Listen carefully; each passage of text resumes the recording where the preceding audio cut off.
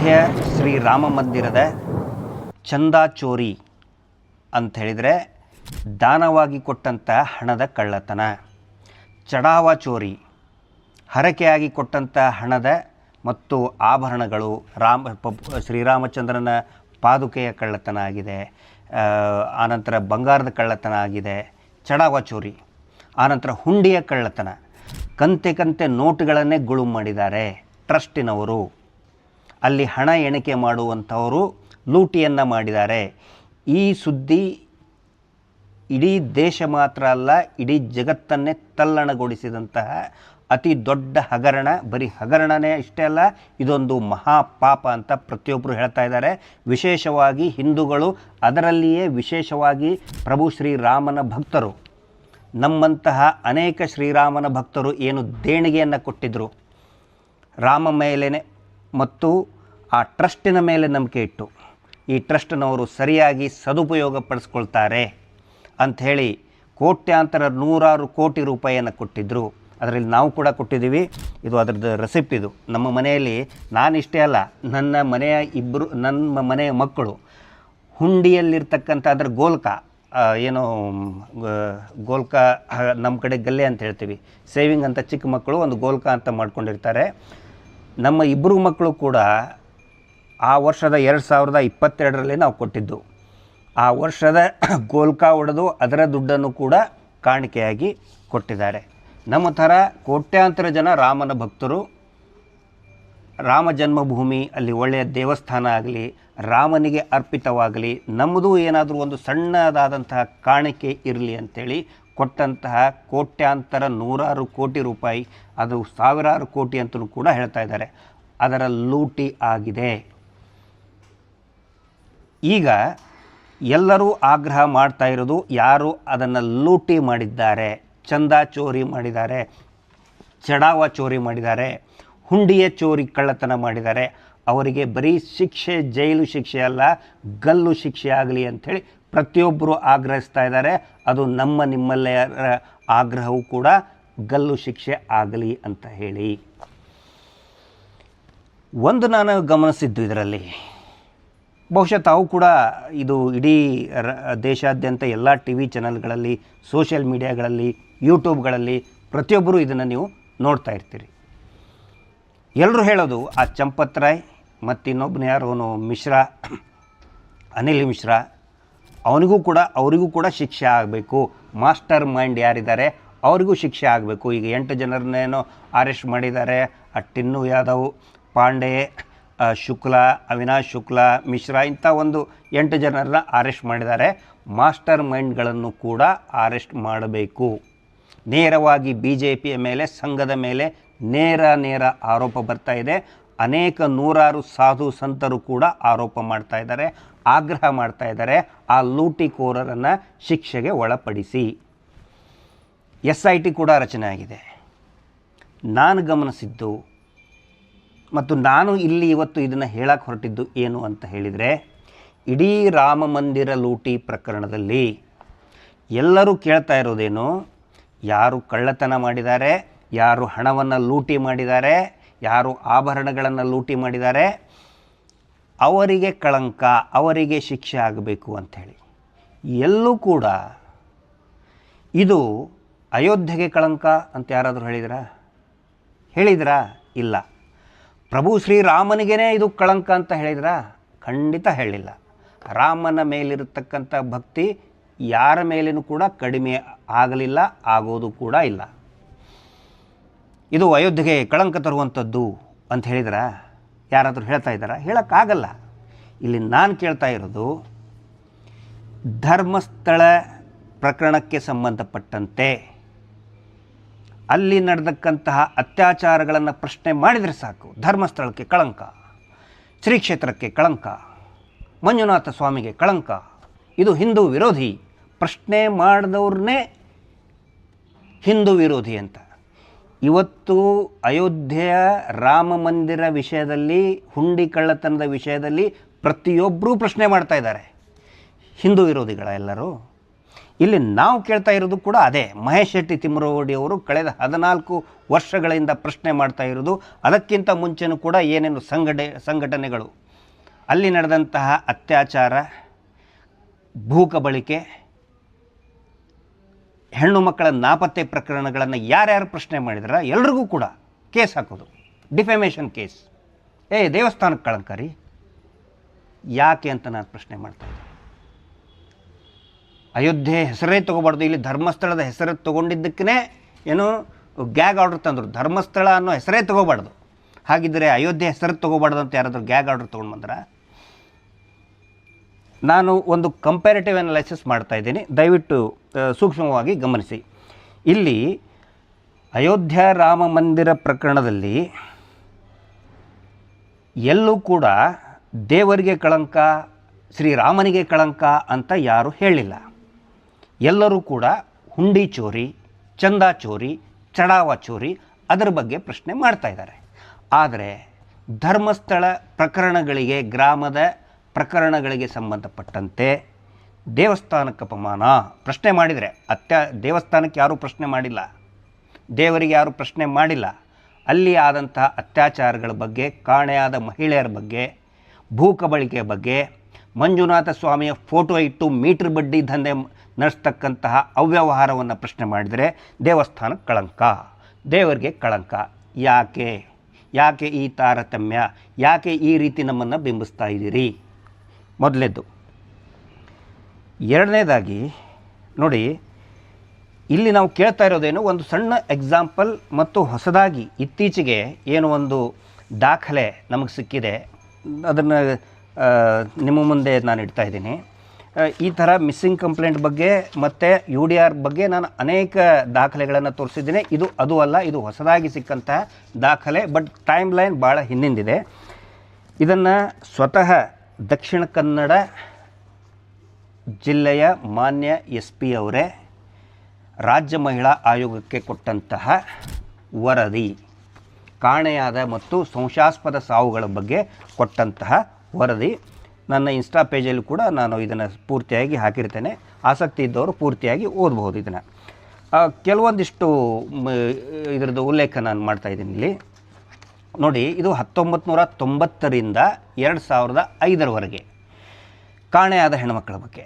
ನಾನು ಹೆಣ್ಣುಮಕ್ಕಳ ಹೆಸರನ್ನು ನಾನು ಉಲ್ಲೇಖ ಮಾಡುವುದಿಲ್ಲ, ವಯಸ್ಸು ಇಷ್ಟ ಹೇಳ್ತೇನೆ, ಎಲ್ಲಿಂದ ಅವರು ಕಾಣೆಯಾದರು. ಒಂದು ಹುಡುಗಿ 21 ವರ್ಷ ಪ್ರಾಯ, ಧರ್ಮಸ್ಥಳ ಗ್ರಾಮದ ತನ್ನ ಮನೆಯಿಂದ ಕಾಣೆಯಾಗಿರುತ್ತಾರೆ. ಇನ್ನೊಬ್ಬರು ಧರ್ಮಸ್ಥಳ 23 ವರ್ಷ, ವೈಶಾಲಿ ವಸತಿಗೃಹದಿಂದ, ಧರ್ಮಸ್ಥಳದ ವೈಶಾಲಿ ವಸತಿಗೃಹದಿಂದ ಕಾಣೆಯಾಗಿರುತ್ತಾರೆ. ಇನ್ನೊಬ್ಬರು ಕುಮಾರಿ, ಅವರು ಧರ್ಮಸ್ಥಳಕ್ಕೆ ಶೈಕ್ಷಣಿಕ ಪ್ರವಾಸಕ್ಕೆ ಬಂದದ್ದು ಗಂಗೋತ್ರಿ ವಸತಿಗೃಹದಿಂದ ಕಾಣೆಯಾಗಿರುತ್ತಾರೆ. ಯಾವ ತನಿಖೆ ಇಲ್ಲ, ಏನಿಲ್ಲ. ಅವರು ಶೈಕ್ಷಣಿಕ ಪ್ರವಾಸಕ್ಕೆ ಬಂದರೆ ತನಿಖೆ, ಅವರು ಮಾಸ್ಟರ್ ಇರ್ತಾರೆ, ಹೇಳ್ತಾರೆ ಅವರು, ಬಟ್ ಯಾವುದೇ ತನಿಖೆ ಆಗಿಲ್ಲ. ನಾನು ಹೇಳ್ತಾ ಇರೋದು ಯಾವ ತನಿಖೆನೇ ಆಗಿಲ್ಲ. ಆನಂತರ ಇನ್ನೊಂದು ಶರಾವತಿ ವಸತಿಗೃಹದಿಂದ ತನ್ನ ಮಗುವಿನೊಂದಿಗೆ ಗೊಂಬೆ ತರುವುದಾಗಿ ಹೋದವಳು ಕಾಣೆಯಾಗಿರುತ್ತಾಳೆ. ಪಾಪ ಅವಳು ವಯಸ್ಕರ ಹೆಣ್ಣುಮಗಳು. ಇಬ್ಬರು ಕೂಡ ಇಬ್ಬರು ಹೆಣ್ಣುಮಕ್ಕಳು, ತಾಯಿ ಮತ್ತು ಮಗಳು ಇಬ್ಬರು ಕಾಣೆ, ಏನೂ ತನಿಖೆ ಇಲ್ಲ. ಆನಂತರ KSRTC ವಸತಿಗೃಹದಿಂದ ಕಾಣೆಯಾಗಿದ್ದಾರೆ, ವಯಸ್ಸು 35 ವರ್ಷ. ಇನ್ನೊಬ್ಬರು 24 ವರ್ಷ ಧರ್ಮಸ್ಥಳ ಗ್ರಾಮದಿಂದ ಕಾಣೆಯಾಗಿರುತ್ತಾರೆ, ಯಾವುದೇ ತನಿಖೆ ಇಲ್ಲ.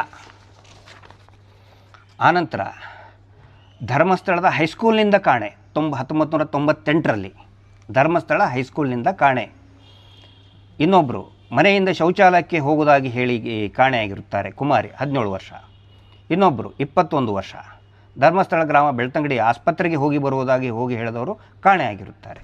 ಗ್ರಾಮದ ಬಸ್ ನಿಲ್ದಾಣದಿಂದ ಕಾಣೆಯಾಗಿರುತ್ತಾರೆ. ಇವೆಲ್ಲವೂ ಕೂಡ ಕಾಣೆಯಾದವರು. ಇದರಲ್ಲಿ ಒಂದಿಷ್ಟು ಪತ್ತೆಯಾಗಿರುತ್ತದೆ ಅಂತಿದೆ, ಇನ್ನೊಂದಿಷ್ಟು ಪತ್ತೇನೇ ಆಗಿಲ್ಲ ಅಂತ ಇದೆ. ಪತ್ತೆ ಆದವರಿಗೆ ಕೇಳಬೇಕಲ್ಲ, ಎಲ್ಲಿ ಹೋಗಿದ್ರಿ, ಏನು ಹೋಗಿದ್ರಿ, ಯಾವ ವರದಿಗಳು ಕೂಡ ಇಲ್ಲ. ಇದಕ್ಕಿಂತ ಭೀಕರವಾಗಿರುವಂಥದ್ದು ಸಂಶಯಾಸ್ಪದ ಸಾವಿನ ಬಗ್ಗೆ ಸುಮಾರಿದೆ, ಬಟ್ ಕೆಲವೊಂದಿಷ್ಟು ಮಾತ್ರ ಆಯ್ದ ಈ ಭೀಕರತೆಯನ್ನು ಏನು ವಿವರಿಸ್ತಾರಲ್ಲ ಅವನು ಹೇಳ್ತಾ ಇದ್ದೀನಿ. ಒಂದೇ ಕುಟುಂಬದ 3 ಜನ ಹೆಣ್ಣುಮಕ್ಕಳು ನೇತ್ರಾವತಿ ಅಲ್ಲ, 2-3 ದಿನಗಳ ಹಿಂದೆ ಧರ್ಮಸ್ಥಳ ಗ್ರಾಮದ ಮುಂಡ್ರಪಾಡಿ ಎಂಬಲ್ಲಿ ಯಾವುದೋ ಕಾರಣದಿಂದ ಹಾರಿ ಆತ್ಮಹತ್ಯೆ ಮಾಡಿಕೊಂಡಿದ್ದಾರೆ. ಹಾಸನದಿಂದ ಬಂದಂಥವರು 3 ಜನ ಹೆಣ್ಮಕ್ಕಳು ಧರ್ಮಸ್ಥಳದಿಂದ ಮುಂಡ್ರಪಾಡಿ ಇರೋದು ಆಲ್ಮೋಸ್ಟ್ ಒಂದು 5 ಕಿಲೋಮೀಟರ್ ಮೇಲೆ ಇದೆ, ಒಳಗಡೆ ಇದೆ, ಇಂಟೀರಿಯರ್ ಸಿಂಗಲ್ ರೋಡ್ ಇದೆ, ಹೋಗಬೇಕಾದ್ರೆ ಕಾಡಿದೆ, ರಬ್ಬರ್ ಪ್ಲಾಂಟೇಶನ್ಸ್ ಇದೆ. ಹೊರಗಡೆ ಬಂದವರಿಗೆ ಮುಂಡ್ರಪಾಡಿಯಲ್ಲಿ ಅದರ ಕೆರೆಯಲ್ಲಿ ಹೆಂಗೆ ಗೊತ್ತಾಗುತ್ತೆ? ಅಲ್ಲಿ 3 ಹೆಣ್ಣು ಮಕ್ಕಳ ಹೆಣಗಳು ಬೀಳ್ತವೆ. ಯಾವುದೇ ತನಿಖೆಯೂ ಕೂಡ ಆಗಿಲ್ಲ. ಇನ್ನೂ ಒಂದು ಹೃದ್ರಾವಕವಾದಂಥ ಘಟನೆ. 2 ವರ್ಷದ ಹೆಣ್ಣು ಮಗು, ಅವರು ಎಕ್ಸ್ಪ್ಲೇನ್ ಮಾಡ್ತಾರೆ, ಧರ್ಮಸ್ಥಳ ಗ್ರಾಮದ ನೇತ್ರಾವತಿ ನದಿಯಲ್ಲಿ ಆಕಸ್ಮಿಕವಾಗಿ ಕಾಲು ಜಾರಿ ನದಿಯಲ್ಲಿ ಬಿದ್ದು ಮೃತಪಟ್ಟದ್ದಾಗಿದೆ. ಮಗು ಏನು ನೇತ್ರಾವತಿ ನದಿಯಲ್ಲಿ ಸ್ವಿಮ್ಮಿಂಗ್ ಮಾಡೋಕ್ಕೆ ಹೋಗಿರ್ತದ? 2 ವರ್ಷದ ಹೆಣ್ಣು ಮಗು, ಯಾವುದೇ ತನಿಖೆ ಆಗಿಲ್ಲ. ಆ ಮಗುವನ್ನು ಅನಾಥಶವ ಅಂತ ಹೇಳ್ತಾರೆ. 2 ವರ್ಷದ ಮಗು ಎಲ್ಲಿಂದ್ರನೋ ಬಂದು ಮೋಕ್ಷ ಸಿಗಬೇಕು ಅಂಥೇಳಿ ಏನಾದರೂ ಸತ್ತಿರ್ತದ? ಪ್ಯಾರೆಂಟ್ಸ್ ಬಂದಿರ್ತಾರೆ, ಕಂಪ್ಲೇಂಟ್ ಕೊಟ್ಟಿರ್ತಾರೆ. ಕಂಪ್ಲೇಂಟ್ ಕೊಟ್ಟ ಮೇಲೆ ಒಂದು ವೇಳೆ ಕಂಪ್ಲೇಂಟ್ ಕೊಟ್ಟಿದ್ದೇ ಆಗಿದ್ದರೆ ಕೊಡ್ತಾರೆ, ಇವ್ರು ತೊಗೊಳ್ಳಲ್ಲ. ದೂರು ಕೊಟ್ಟರೆ ಕ್ಷೇತ್ರಕ್ಕೆ ಅಪಮಾನ ರೀ, ನಮ್ಮ ಮೇಲೆ ಹೆಂಗೆ ಡಿಫೆಮೇಷನ್ ಹಾಕ್ತಾರಲ್ಲ, ಮಾನಹಾನಿ ಪ್ರಕರಣ ಹಾಕ್ತಾ ಇದ್ದಾರಲ್ಲ, ಹಾಗೆ ಆ ಪೇರೆಂಟ್ಸ್ಗೂ ಕೂಡ ಹೆದರಿಸ್ತಿರ್ತಾರೆ. 2 ವರ್ಷದ ಹೆಣ್ಣು ಮಗು ಅನಾಥಶವ ಅಂತ ಹಾಕ್ತಾರೆ. ಇನ್ನೊಂದು 20 ವರ್ಷದ ಅಪರಿಚಿತ ಹುಡುಗಿ, ಧರ್ಮಸ್ಥಳ ಗ್ರಾಮದ ಬೋಳಿಯಾರ್ ಸೇತುವೆ ಬಳಿ ಕಾಡಿನಲ್ಲಿ ವಿಷ ಪದಾರ್ಥ ಸೇವಿಸಿ, ಬೋಳಿಯಾರ್ ಕಾಡು ಅಂತ ಅಪರಿಚಿತ ಹುಡುಗಿಗೆ ಧರ್ಮಸ್ಥಳಕ್ಕೆ ಬಂದಂಥ ಯಾತ್ರಾರ್ಥಿಗಳಿಗೆ ಬೋಳಿಯಾರ್ ಯಾವುದು, ಅಲ್ಲಿ ಕಾಡು ಯಾವುದು ಹೆಂಗ್ರಿ ಗೊತ್ತಾಗುತ್ತೆ? ಅದು ಕೂಡ ಅಪರಿಚಿತ ಶವ, ಅನ್ಕ್ಲೇಮ್ಡ್ ಡೆಡ್ ಬಾಡಿ. ಇಂಥ ಅಪರಿಚಿತ ಮಹಿಳೆ 40-45 ವರ್ಷ, ಅಪರಿಚಿತ ಹೆಂಗಸು ಮತ್ತು ಗಂಡು ಮಗು. ಪಾಪ 35 ವರ್ಷದ ಹೆಂಗಸು, 2 ವರ್ಷದ ಗಂಡು ಮಗು. ಆನಂತರ KSRTC ಧರ್ಮಸ್ಥಳ ಗ್ರಾಮದ KSRTC ವಸತಿ ಗೃಹ ಎಂಬಲ್ಲಿ ಮಾನಸಿಕ ಕಾಯಿಲೆಯಿಂದ ನರಳುತ್ತಿದ್ದು ನೇಣು ಬಿಗಿದು ಆತ್ಮಹತ್ಯೆ ಮಾಡಿಕೊಂಡಿರು. ತನಿಖೆನೇ ಮಾಡಿಲ್ಲ, ಇನ್ನು ಮಾನಸಿಕ ಅಸ್ವಸ್ಥ ಅಂತಾರೆ ಹೆಂಗೆ ಗೊತ್ತಾಗುತ್ತೆ? 36 ವರ್ಷದ ಮಹಿಳೆ, ಅಪರಿಚಿತ ಹೆಂಗಸು 40, ಅಪರಿಚಿತ ಹೆಂಗಸು 35 ವರ್ಷ, ಇನ್ನೊಂದು ಕುಮಾರಿ 17 ವರ್ಷ. ಇವೆಲ್ಲವೂ ಕೂಡ ಇಂಥವು ಸುಮಾರಿದೆ. ಹೇಳಬೇಕಂದ್ರೆ ಒಂದು ಅರ್ಧ ದಿನ ಆದರೂ ಬೇಕು, 4-5 ಗಂಟೆ ಬೇಕು. ಇದು 1990ರಿಂದ 2005ರವರೆಗೆ ಇರತಕ್ಕಂತಹ ಘಟನೆಗಳ ವಿವರ. ಇಲ್ಲಿ ನಾವು ಇಷ್ಟು ಕೇಳಿದರೆ, ಈಗ ರಾಮ ಮಂದಿರ ಚಂದಾಚೋರಿಯಲ್ಲಿ ಇಷ್ಟಿಷ್ಟು ಕಳ್ಳತನ ಆಯಿತು, ಭೂಗಳ್ಳತನ ಅಂದರೆ ಈ 50 ಲಕ್ಷದ ಭೂಮಿನ 5 ಕೋಟಿಗೆ ತಗೊಂಡಿದ್ದಾರೆ, ಅದು ಕೂಡ ದೊಡ್ಡ ಹಗರಣ. ಅಯೋಧ್ಯೆಯಲ್ಲಿ ರಾಮನ ಪಾದುಕೆನೇ ಕಳ್ಳತನ ಆಯಿತು. ಇಷ್ಟಿಷ್ಟು ಲಕ್ಷ ಕಂತೆಗಂತೆ ನೋಟುಗಳನ್ನು ಕಳ್ಳತನ ಮಾಡಿದರು, ಲೂಟಿ ಮಾಡಿದರು ಅಂತ ಹೇಳ್ತಾ ಇದ್ದಾರಲ್ಲ. ನಾವು ಕೂಡ ಇಷ್ಟು ಹೆಣ್ಣುಮಕ್ಕಳು ಕಾಣೆಯಾದರು, ಇಷ್ಟು ಹೆಣ್ಣುಮಕ್ಕಳು ಕೊಲೆ ಆದರು, ಇಷ್ಟು ಪುರುಷರು ಕೊಲೆ ಆದರು ಅಂತ ಹೇಳಿದ್ದಕ್ಕೆ ಏನಂತ ಹೇಳ್ತೀರಿ ನೀವು ನಮಗೆ? ದೇವಸ್ಥಾನದ ವಿರುದ್ಧ ಷಡ್ಯಂತ್ರ. ನೋಡಿ, ಇನ್ನೊಂದು ಕಂಪ್ಯಾರಿಸನ್ ಹೇಳ್ತಾ ಇದ್ದೀನಿ. ಇಲ್ಲಿ ಎಲ್ಲ ಮಾಧ್ಯಮಗಳಲ್ಲಿ ಬರ್ತಾ ಇರೋದು ಅಯೋಧ್ಯೆ ಶ್ರೀರಾಮ ಮಂದಿರ ಕಾ ಚಂದಾ ಚೋರಿ, ರಾಮ ಮಂದಿರದ ಹುಂಡಿ ಲೂಟಿ ಪ್ರಕರಣ. ಎಸ್, ಅದು ಕರೆಕ್ಟು. ಆದರೆ ಇಲ್ಲಿ ಅಂದರೆ ಆ ಪ್ರಕರಣದ ಬಗ್ಗೆ ಅಯೋಧ್ಯೆಯಲ್ಲಿ SIT ಆಗಿದೆ, ಅದರ ಬಗ್ಗೆ ತನಿಖೆ ನಡೀತಾ ಇದೆ. ಆ ತನಿಖೆ ಚಂದಾ ಚೋರಿ ಪ್ರಕರಣ ಅಂತಲೇ ಪ್ರಕಟ ಮಾಡ್ತಾ ಇದ್ದಾರೆ. ಆದರೆ ಧರ್ಮಸ್ಥಳದ ವಿಷಯಕ್ಕೆ ಬಂದಾಗ, ಸಾಮೂಹಿಕ ಶವಗಳನ್ನು ಹೂತಂಥ ಪ್ರಕರಣಕ್ಕೆ ಬಂದಾಗ, ಮಿಸ್ಸಿಂಗ್ ಪ್ರಕರಣಗಳು, ಸಂಶಯಾಸ್ಪದ ಪ್ರಕರಣಕ್ಕೆ ವಿಷಯಕ್ಕೆ ಬಂದಾಗ ಇವರೇನು ಹೇಳ್ತಾ ಇದ್ದಾರೆ? ಧರ್ಮಸ್ಥಳ ಪ್ರಕರಣ ಅಂತ ಯಾರು ಹೇಳಲ್ಲ, ದೇವಸ್ಥಾನದ ವಿರುದ್ಧ ಷಡ್ಯಂತ್ರ ಪ್ರಕರಣ. ಆ ಪ್ರಕರಣನೇ ಇಲ್ಲ. ದೇವಸ್ಥಾನಕ್ಕೆ ಅಪಪ್ರಚಾರ ಪ್ರಕರಣ ಅಂತ ಇವರೇ ಹುಟ್ಟಾಕ್ಬಿಟ್ಟಿದ್ದಾರೆ. ಮೋಸ್ಟ್ಲಿ ಇವರು TV ಚಾನಲ್ನವ್ರು ಏನಾದರೂ ಇವರೇ ಪೊಲೀಸ್ ಸ್ಟೇಷನ್ ಆಗಿರ್ಬೋದು, ಅಥವಾ ಇವರೇ ಕೋರ್ಟು, ಇವರೇ ಜಡ್ಜು. ಎಲ್ಲಿಯೂ ಕೂಡ ಅಪಪ್ರಚಾರ, ದೇವಸ್ಥಾನದ ವಿರುದ್ಧ ಅಪಪ್ರಚಾರ ಪ್ರಕರಣ ಅಂತ ದಾಖಲಾಗಿಲ್ಲ. ಆಗಿರೋದು ಕ್ರೈಮ್ ನಂಬರ್ 39/2025 ಧರ್ಮಸ್ಥಳ ಪ್ರಕರಣಗಳು. ಧರ್ಮಸ್ಥಳ ಪ್ರಕರಣಗಳು ಅಂತ ಹೇಳಿದರೆ ಹೆಣ್ಣು ಮಕ್ಕಳು ಕಾಣೆಯಾದಂತಹ ಪದ ಸಾವು, UDR ಅನ್ಯಾಚುರಲ್ ಡೆತ್ ರಿಪೋರ್ಟ್ ಪ್ರಕರಣಗಳು. ಯಾವ ಚಾನಲ್ನವರು ಕೂಡ ಮತ್ತು ಕೆಲವೊಂದಿಷ್ಟು ಎಂಜಲು ತಿಂದಂಥ ಯೂಟ್ಯೂಬರ್ಗಳು, 5 ಸ್ಟಾರ್ ಹೋಟೆಲ್ನಲ್ಲಿ ಕೂತ್ಕೊಂಡು ಪತ್ರಿಕಾಗೋಷ್ಠಿ ಮಾಡುವಂಥ ಎಂಜಲು ತಿಂದಂಥವರು, ದಲಾಲರು ದೇವಸ್ಥಾನದ ವಿರುದ್ಧ ಷಡ್ಯಂತ್ರ ಪ್ರಕರಣ ಅಂತ ಹೇಳ್ತಾರೆ. ಆದರೆ ಅಯೋಧ್ಯೆಯಲ್ಲಿ ಏನು ಹೇಳ್ತಾ ಇದ್ದಾರೆ? ಚಂದಾಚೋರಿ ಪ್ರಕರಣ, ಚಂದಾಚೋರಿ ಕೇಸ್. ಇಲ್ಲೇ ಯಾಕೆ ಸಾಮೂಹಿಕ ಹತ್ಯಾಕಾಂಡದ ಪ್ರಕರಣ ಅಂತ ಹೇಳ್ತಾ ಇಲ್ಲ?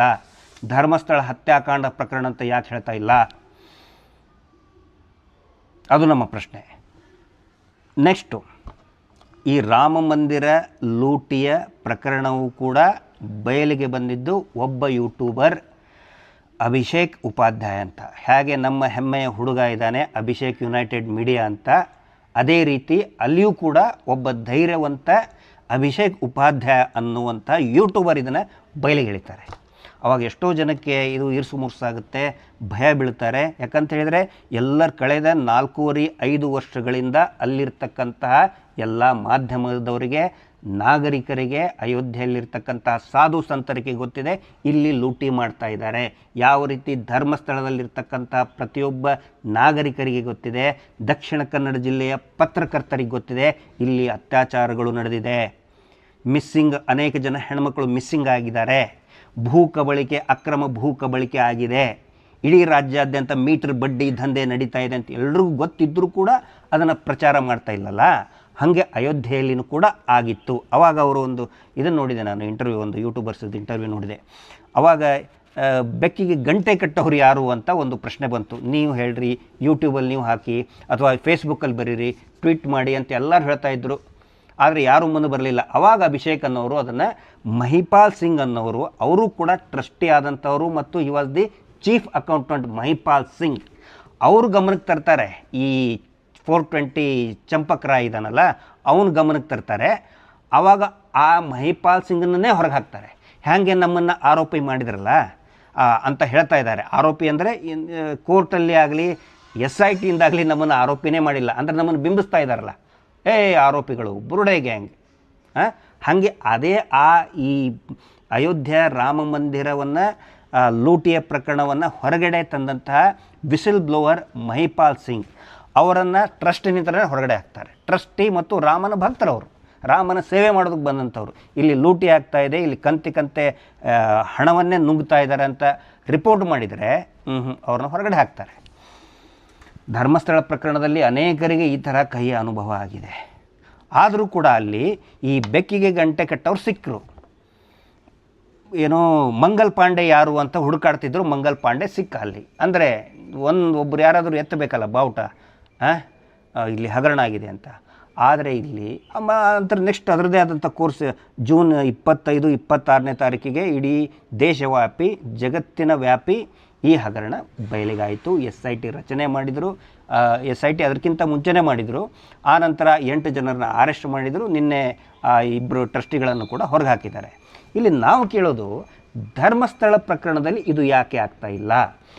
ಒಂದು ಗಮನಿಸಿ, SIT ಏನು ಅಯೋಧ್ಯೆ ರಾಮ ಮಂದಿರ ಪ್ರಕರಣದಲ್ಲಿ ತನಿಖೆ ಮಾಡ್ತಾ ಇದೆ, ಎವ್ರಿ ಅವರ್ ನ್ಯೂಸ್ ಬುಲೆಟಿನ್ ಕೊಡ್ತಾ ಇದ್ದಾರೆ ಮಾಧ್ಯಮಗಳಿಗೆ.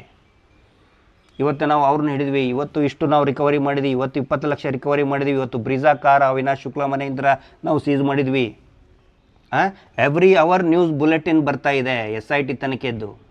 ಧರ್ಮಸ್ಥಳ ಪ್ರಕರಣದಲ್ಲಿ 4 ತಿಂಗಳು ಅಥವಾ 5 ತಿಂಗಳು ಆಗಿದೆ ವರದಿಯನ್ನು ರಾಜ್ಯ ಸರ್ಕಾರಕ್ಕೆ ಕೊಟ್ಟು, ಇವತ್ತಿನವರೆಗೂ ಕೂಡ ಸೀಕ್ರೆಟ್ ಆಗಿ ಯಾಕೆ ಮುಚ್ಚಿಟ್ಕೊಂಡಿದ್ದಾರೆ?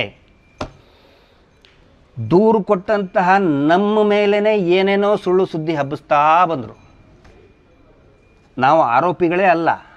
ದೂರು ಕೊಟ್ಟವ್ರ ಬಗ್ಗೆ TV ಚಾನಲ್ನಲ್ಲಿ ಬುರುಡೆ ಗ್ಯಾಂಗು, ಆ ಗ್ಯಾಂಗು, 200 ಕೋಟಿ ಮನೆ, 200 ಕೋಟಿ. ನಾನು ಇವತ್ತು ಕೇಳ್ತಾ ಇದ್ದೀನಿ, 200 ಕೋಟಿ ಆರೋಪ ಮಾಡಿದ್ರಲ್ಲ, ಮೊನ್ನೆ ಕೋರ್ಟಿಗೆ ಸ್ವತಃ ರಮಾ ನಾಗರಾಜ್ ಅವರು, ನಮ್ಮ ಜಯಂತ್ ಟಿ ಅವರು, ನಾವೆಲ್ಲರೂ ಕೂಡ ಅದಕ್ಕೆ ಉತ್ತರ ಕೊಡೋಕೆ ರೆಡಿಯಾಗಿ ನಾವು ಇಂಪ್ಲೀಡ್ ಆಗಿದ್ದೀವಿ. ಯಾಕೆ ಯಾವುದೇ ಒಬ್ಬ ಅಡ್ವೊಕೇಟ್ ಬರಲಿಲ್ಲ? ಯಾಕೆ TV ಚಾನಲ್ನವರು ಇದ್ರ ಬಗ್ಗೆ ಮಾತಾಡ್ತಿಲ್ಲ? 200 ಕೋಟಿ ಸ್ಟೇಟ್ ಚಾನಲ್ಲು, ನ್ಯಾಷನಲ್ ಚಾನಲ್ ಹೇಳಿದ್ರಲ್ಲ, ಈಗೆಲ್ಲಿದ್ದೀರಿ ನೀವು? 200 ಕೋಟಿ ಪುಂಗಿ ಉದ್ದವರು. ದೊಡ್ಡ ದೊಡ್ಡ 5 ಸ್ಟಾರ್ ಹೋಟೆಲ್ನಲ್ಲಿ ಪತ್ರಿಕಾಗೋಷ್ಠಿ ಮಾಡಿದಂಥ ಎಂಜಲು ತಿಂದಂಥ ದಲಾಲರು ಎಲ್ಲಿ ಕಾಣೆಯಾಗಿದ್ದೀರಿ? ಹೇಳಬೇಕು, ಅಯೋಧ್ಯೆಯಲ್ಲಿ CBI ತನಿಖೆ ಆಗಬೇಕು, ಅಯೋಧ್ಯೆ ರಾಮ ಮಂದಿರ ಇದರಲ್ಲಿ CT ಅವರು ಹೇಳಬೇಕು. ಆನಂತರ ಸುರೇಶ್ ಕುಮಾರ್ ಅವರು ಏನು ಹೇಳ್ತಾರೆ ಸ್ವಲ್ಪ ಕೇಳಿಸ್ಕೊಳ್ಳಿ. ಧರ್ಮಸ್ಥಳದ ಬಗ್ಗೆ SIT ಆಯಿತು, ಅದು ಯಾರೋ ಮುಸುಕುದಾರಿ ಬುರುಡೆ, ಅದೊಂದು ದೊಡ್ಡ ರಾಮಾಯಣ. ಅದು ಅವ್ರನ್ನೇನೋ ಅರೆಸ್ಟ್ ಮಾಡಿದ್ರು, ಅವ್ರನ್ನ ಬಿಟ್ಟರು, ಗಡಿಪಾರು ಮಾಡಿದ್ರು, ಬಿಟ್ಟರು, ಅದೇನೋ ನಡೀತಾ ಇದೆ. ಅವೆಲ್ಲ ಪೇಪರ್ ಓದ್ತಾ ಇದೀವಿ. ಆದರೆ ಸರ್ಕಾರ ರಚಿಸಿದ SIT ರಿಪೋರ್ಟ್ ಏನು, ಯಾಕೆ ಇನ್ನೂ ಕೂಡ ಬದಲ? ಯಾಕಂದ್ರೆ ಇಡೀ ಜನ ಸಮುದಾಯದಲ್ಲೇ ಒಂದು ಶ್ರದ್ಧಾ ಕೇಂದ್ರದ ಬಗ್ಗೆ ಶಂಕೆ ಬರಂಗೆ, ಅಪನಂಬಿಕೆ ಬರಂಗೆ ನಾನು ನೋಡಿದ್ದೀನಿ. ಅದು ಒಂದು ಹೇಳ್ಕೊಂಡ್ರು, ಧರ್ಮಸ್ಥಳಕ್ಕೆ ಹೋಗೋ ಜನ ಸಂಖ್ಯೆನೇ ಕಡಿಮೆ ಆಗ್ಬಿಟ್ಟಿದೆ ಅಂತ ಹೆಮ್ಮೆಯಿಂದ ಹೇಳ್ಕೊಂಡ್ರು. ಸರ್, ನಾವು ಒಂದು ಹೇಳ್ತೀವಿ ಸರ್, ಯಾರೂ ಇಲ್ಲದೆ ಇರೋರಿಗೆ ಧರ್ಮಸ್ಥಳ ಅನ್ನೋದು ಒಂದು ಭರವಸೆ ಕೇಂದ್ರ, ನಂಬಿಕೆ ಕೇಂದ್ರ. ಇದಾನಪ್ಪ ನಮ್ಮ ಮಂಜಣ್ಣ ಅಂತ, ಮಂಜಪ್ಪ ಇದ್ದಾರೆ ಅಂತ. ಆ ನಂಬಿಕೆನೇ ಛಿದ್ರ ಮಾಡಕ್ ಹೊರಟ್ರಲ್ಲ ಇವರು. ಅದ್ರ ಬಗ್ಗೆ SIT ಮಾಡಿದ್ರಲ್ಲ, where the report? What has happen? ಇನ್ನೂ ಕೂಡ ಧರ್ಮಸ್ಥಳ ಕಳಂಕ ಎತ್ಕೊಂಡೆ ಓಡಾಡ್ಬೇಕಾ? ಅದು ಎಲ್ಲಿ ಅಧಿವೇಶನದಲ್ಲಿ ಅಸೆಂಬ್ಲಿಯಲ್ಲಿ ಹೇಳ್ತಾರೆ, ಧರ್ಮಸ್ಥಳದ ಮೇಲಿನ ಕಳಂಕ ಎಷ್ಟು ದಿನಗಳೊಳಗೆ ಇರಬೇಕು, ಕಳಂಕ ತೊಳೆಯೋದು ಯಾವಾಗ?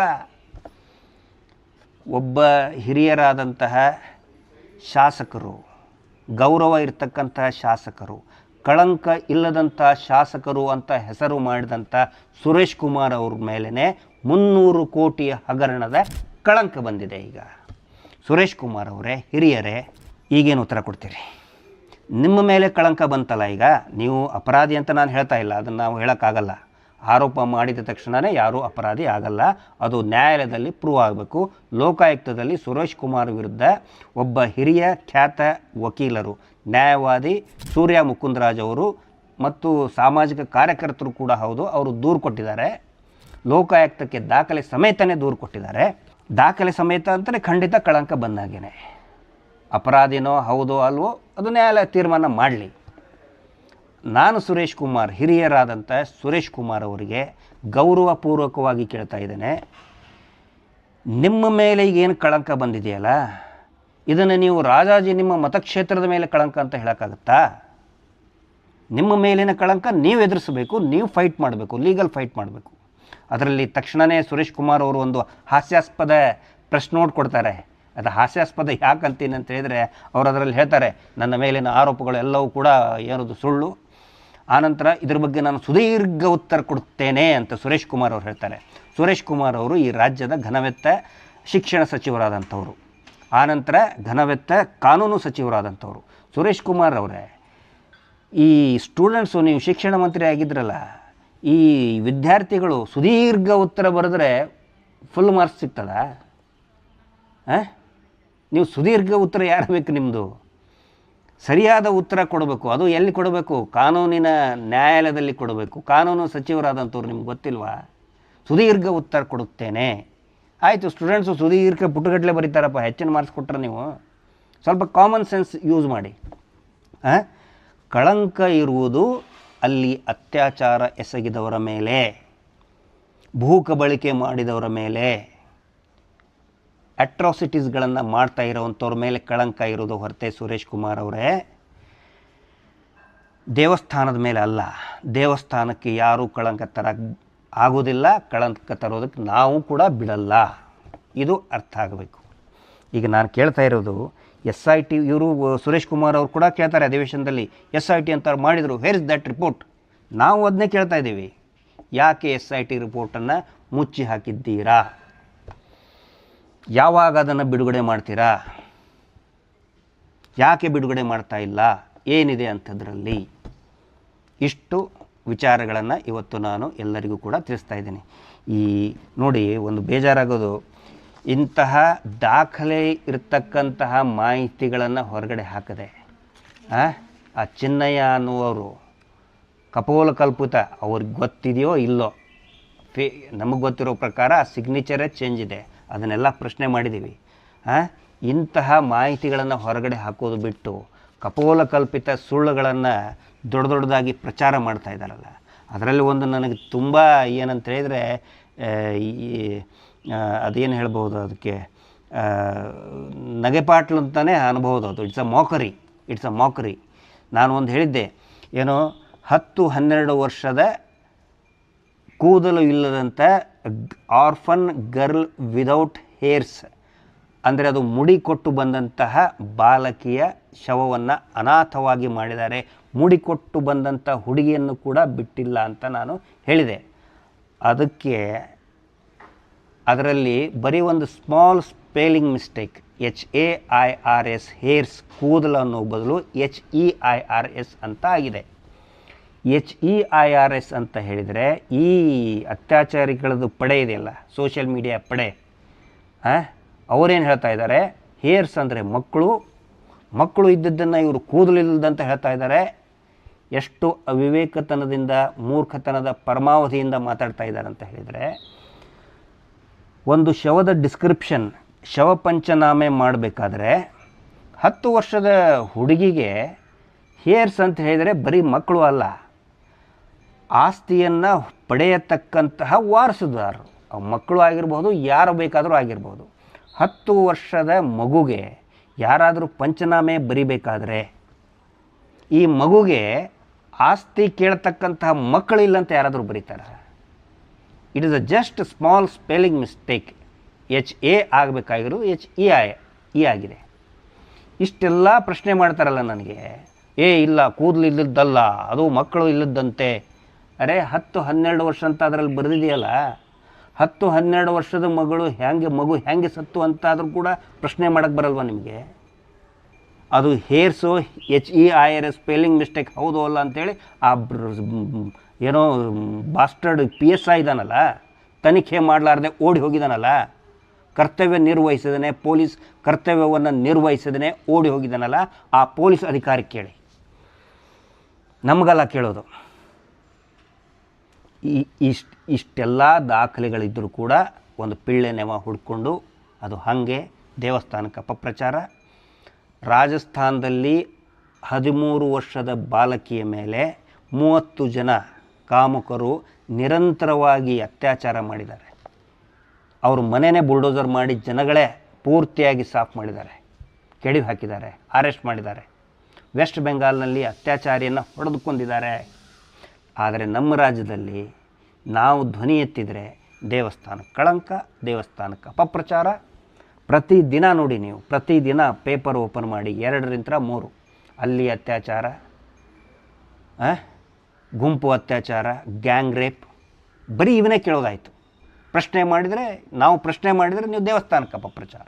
ಇಷ್ಟೊಂದು ಕೊಲೆ ಆಯ್ತಲ್ಲ, ಇಷ್ಟೊಂದು ಹೆಣ್ಮಕ್ಳು, ಬರೀ ಹೆಣ್ಮಕ್ಳೇ, ಬರೀ 2 ವರ್ಷದ ಹೆಣ್ಣು ಮಗು ಯಾಕೆ ತನಿಖೆ ಆಗಿಲ್ಲ ಅಂತ ಕೇಳಿದರೆ ದೇವಸ್ಥಾನಕ್ಕೆ ಅಪಪ್ರಚಾರ. ಇದು ನಮ್ಮ ರಾಜ್ಯದ ಪರಿಸ್ಥಿತಿ. ಅದಕ್ಕೆ ನಾನು ಕೇಳೋದು, ಅಯೋಧ್ಯೆಯಲ್ಲಿ ಹುಂಡಿ ಕಳ್ಳತನ ಆದರೆ ರಾಮನಿಗೆ ಅಪಚಾರ ಅಲ್ಲ, ಪ್ರಭು ಶ್ರೀರಾಮನಿಗೆ ಕಳಂಕ ಅಲ್ಲ. ಕಳಂಕ ಆಗಿದ್ದು ಕಳ್ಳತನ ಮಾಡಿದವನಿಗೆ. ಈ ಉದಾಹರಣೆಯನ್ನು ಕನಿಷ್ಠ ಕಳೆದ 3 ವರ್ಷದಿಂದ ಅನೇಕ ಸಭೆಗಳಲ್ಲಿ, ಅನೇಕ ನನ್ನ ಯೂಟ್ಯೂಬ್ ಇಂಟರ್ವ್ಯೂ ಸಂದರ್ಶನದಲ್ಲಿ ಕೂಡ ಹೇಳಿದ್ದೇನೆ. ಹುಂಡಿ ಕಳ್ಳತನ ಆದರೆ ದೇವಸ್ಥಾನಕ್ಕೆ ಕಳಂಕ ಅಲ್ಲ. ಈಗ ಮತ್ತೆ ಒನ್ಸ್ ಅಗೇನ್ ಅದೇ ಪ್ರಶ್ನೆ ಕೇಳ್ತಾ ಇದ್ದೀನಿ. ಅತ್ಯಾಚಾರಗಳನ್ನು ಧರ್ಮಸ್ಥಳ ಗ್ರಾಮದಲ್ಲಿ ನಡೆದಂತಹ ಅತ್ಯಾಚಾರ, ಕೊಲೆ, ಮೀಟರ್ ಬಡ್ಡಿ ದಂಧೆಯನ್ನು ಪ್ರಶ್ನೆ ಮಾಡಿದರೆ ದೇವಸ್ಥಾನಕ್ಕೆ ಯಾಕೆ ಕಳಂಕ? ಯಾಕೆ ಆ ರೀತಿ ಬಿಂಬಿಸ್ತಾ ಇದ್ದೀರಿ? ದಯವಿಟ್ಟು ಪ್ರೇಕ್ಷಕರೇ ಇದನ್ನು ಉತ್ತರ ಕೊಡಿ. ನಮಸ್ತೆ. Justice for Soujanya.